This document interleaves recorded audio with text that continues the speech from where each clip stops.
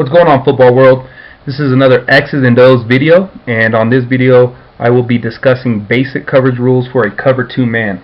I'm going to first start out by drawing a simple slot type formation. So let's get that going.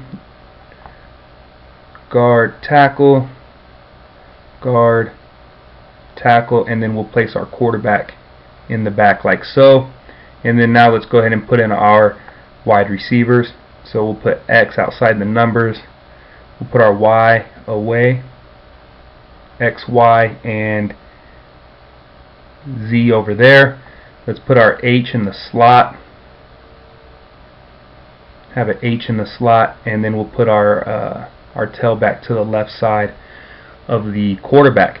So there's our 5 receivers. There's 5 receivers in 11-man football. And now let's pre-snap number the wide receivers for the purposes of talking about our coverage rules. So going from left to right, the X would be number 1. And I did do a video on this, so if you need to review that or learn about that, please go back and look it up in the library.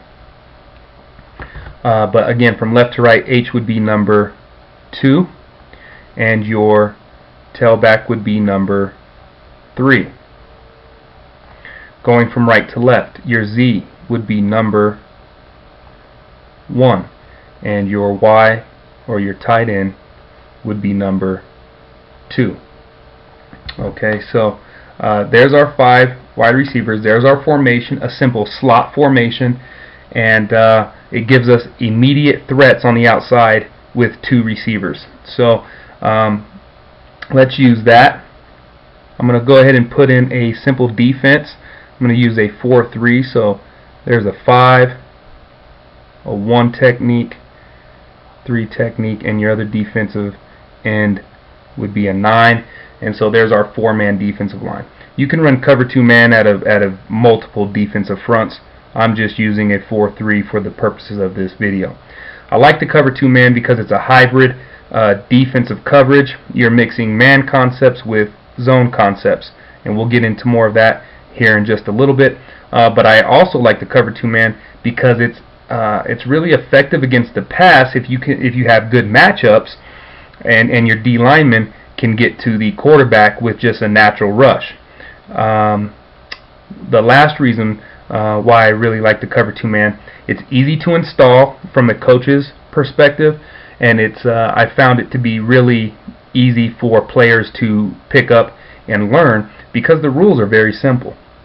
Let's talk about the coverage rules. I'm not going to talk about technique very much, but I am going to discuss the rules for each position and the responsibilities for each position.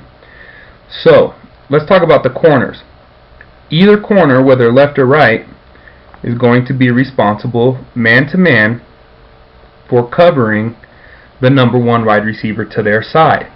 No matter where that wide receiver goes, whether it's an underneath route, in or out route, or a vertical, the corners are responsible for number 1. So let's put in our corners. I would have a corner play a press position on number 1 to their side, inside leverage to force a outside release, hopefully, and if it is a vertical, force a ball to go in between the numbers and the sideline, which is one of the more difficult balls to complete. And so, as I said, the corners are responsible man to man for number 1 to their side. So the left corner would be responsible for X, the right corner would be responsible for the Z, no matter where they went on the football field, from whistle to whistle. Who is going to cover number 2 wide receiver to that side of the ball, or to the side of the formation? That would be the responsibility of the outside linebackers, either outside linebacker. Now, in a 4-3, your outside linebackers are going to be your Will and your Sam. So in a situation like a 34 defensive front, you're going to have 2 outside linebackers and 2 Mikes, and so that leftover Mike would have to have another specific job, and you could play games with that. But in a 4-3 situation, what I would do is, because I still want to respect the run, backers are run first players, I would go ahead and have that will linebacker split the difference in between the last man on the line of scrimmage and the number 2 wide receiver. So he would be somewhere right there in that area. So I would place my will somewhere right there so he could respect the run but also get out to his pass responsibility. I would have my Sam stay in his natural C gap, which would be right there for the run, but also he's near the number 2 to his side. So again, outside linebackers have number 2 wide receiver on passing responsibilities in a cover 2 man. So the will in this scenario would have the H, and the Sam would be man-to-man on the Y, who is the number 2 wide receiver on the right side of this formation. So now we have both number 1s taken care of, we have both 2s taken care of man-to-man, no matter where they went on the football field. The number 3 is the responsibility of the Mike linebacker. Again, if it's a 34, there will be 2 Mike linebackers. Let me clean that B up a little bit, like so. And so, like I said, if it was a 34 type situation, which you can run out of a nickel, different things, you'd have to find a job for that other Mike, maybe a natural blitz, or maybe he drops into another zone that you determine. But in this situation, we only have 3 linebackers in a 4-3. I'd put my Mike in his A gap to respect the run once again, but Mike is responsible for number 3, who is in this scenario the tailback,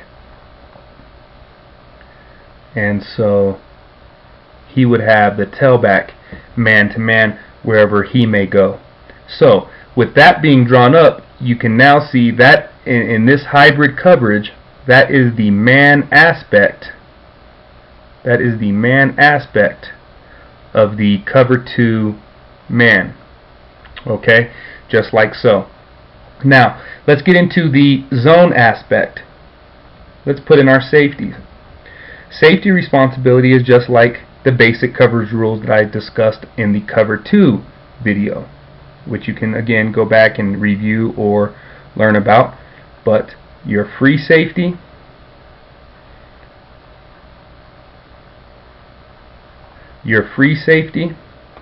and I'm going to clean that up a little bit, that didn't come out as well as I would have liked it to. Your free and your strong safety, who I designate as my money sign, they are going to have zone responsibility, which is the deep half,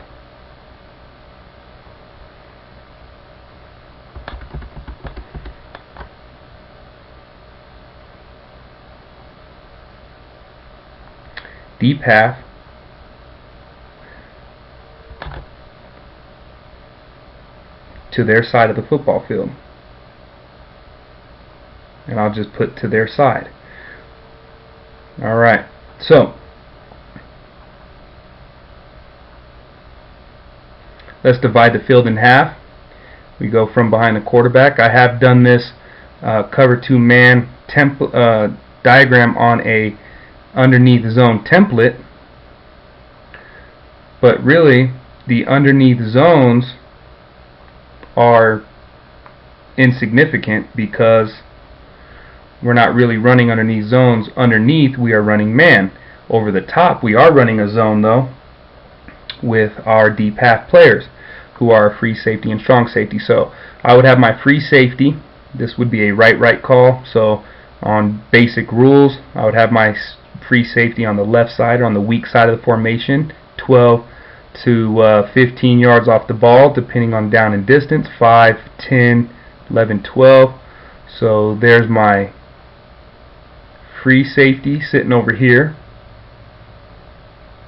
and then over here 5, 10, 12 or so sitting over the top of the Y, who is the number 2 on this side. So there's my free safeties, and again they're responsible for the deep half. So I think the worst case scenario would be 5 verticals, but for this diagram I'm only going to draw 4 verticals because we have a player in the backfield who is the tailback, a wide receiver in the backfield who is a tailback. But let's say we get 4 verticals out of our immediate threats on the outside of the formation. So let's say we get 4 verticals. Now, if the corners, the outside linebackers all get beat, this is going to put the safeties in a difficult situation. We are basically going to be 4 on 2 in the secondary. Not a good situation for our safeties. But if the corners and all the linebackers do their job and stay with their men, get a good press on them, one, that's going to allow our defensive linemen to get good pressure on that quarterback and maybe, get a sack, a scramble, disrupt the play in some way.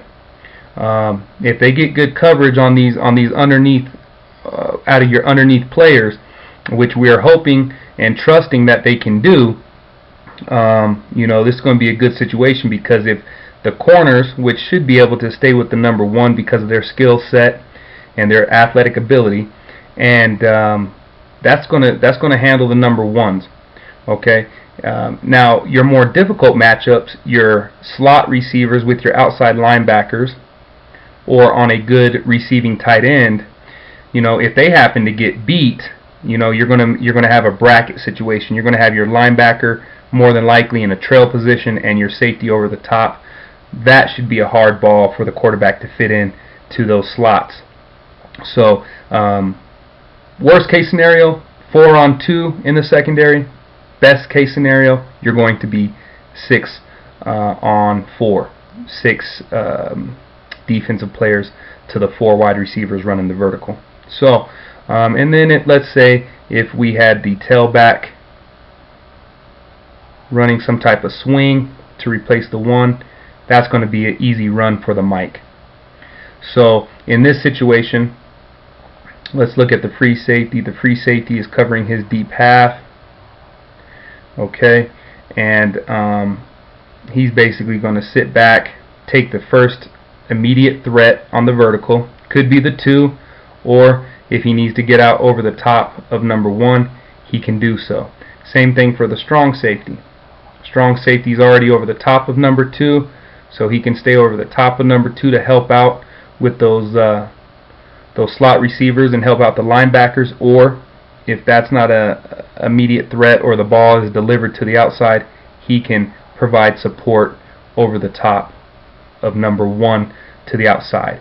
So your boxed up safeties are the zone aspect of the cover 2 man,